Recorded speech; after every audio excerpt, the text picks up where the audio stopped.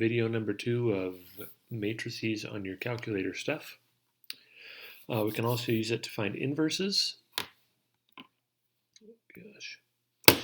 So I've got these two square 2 by 2 matrices. I want to find the inverse. So grab my calculator. I'm already in the matrix menu, so I'm going to edit matrix A because I want it to be a 2 by 2. So it's 3, -1, -2, 2.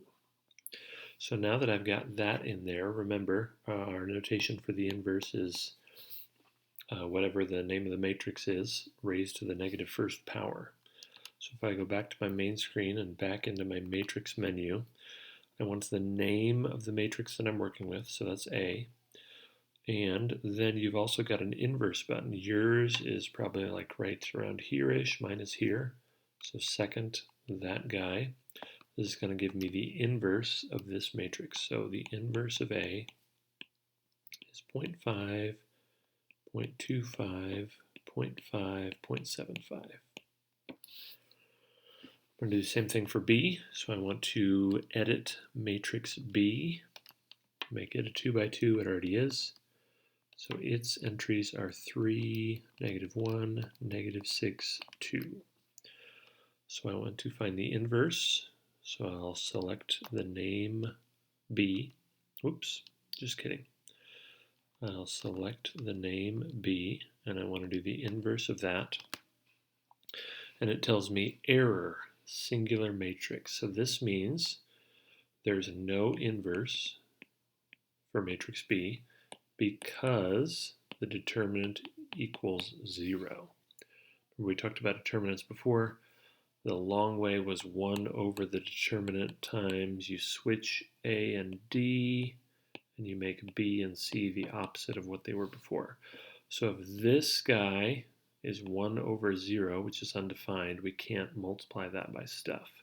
So the determinant of this guy, 3 times 2 is 6, minus -1 times -6 is also 6, so 6 minus 6 is 0, so that means no inverse.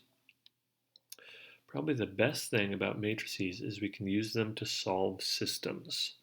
So we've got this system. We learned how to solve these by hand, but now we're going to use matrices. So here's what I'm going to do. I'm going to take my coefficients and make a matrix A. I'm going to take my variables, make a matrix X, and I'm going to take my constants and make a matrix B. So here we go. I've got 3 equations with 3 variables. So A is going to be a 3 by 3. I take all the coefficients. So 2, 3, 1, first row. 3, 3, 1, second row.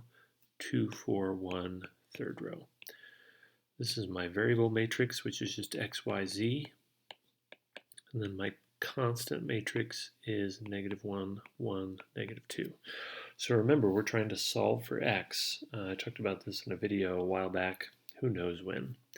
But to solve this equation, we don't have matrix division, so I can't divide both sides by A. That's a no-go. So instead, I've got to multiply by the inverse.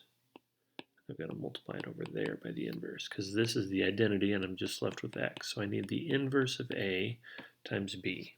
So I need to enter in matrix A and matrix B into my calculator, and then let my calculator find the inverse of A and multiply that by B, because that's a lot easier than me doing it by hand. So, matrix menu, I don't care about that last problem, so I need to edit matrix A, which is now a 3, can't see this. There we go, maybe. 3 by 3. 2, 3, 1, 3, 3, 1, 2, 4, 1. I've got to edit matrix B, which is a 3 rows, 1 column, 3 by 1, -1, 1, -2. So go back out to my main screen. I need the inverse of A, so pick up A, the inverse of A times B. Dun, dun, dun, dun.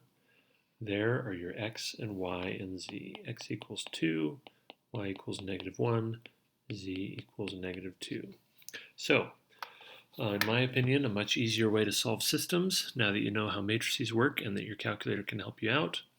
There were a lot of moving parts to this video and the last one, so if you have any questions, feel free to send me an email or a Moodle message, and I'd be happy to help you out.